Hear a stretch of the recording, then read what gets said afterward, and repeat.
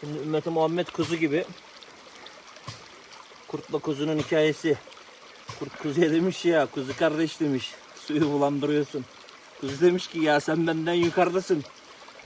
Ben senin suyunu nasıl bulandıracağım? Vallahi bulandırsan da bulandırmasan da her halükarda yiyeceğim diye. Gavurlar da Müslümanlara her halükarda yemeye, zulmetmeye devam ediyorlar. Allah-u Teala ümmeti Muhammed'i uyandırsın inşallah. Nasıldı lan? Dur anlatsana.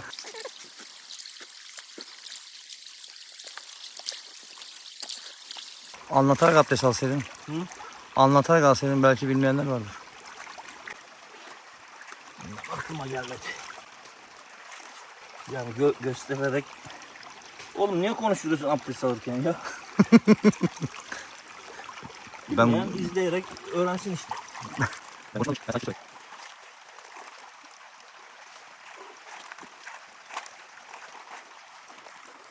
Mis gibi su, mis gibi. Şurası.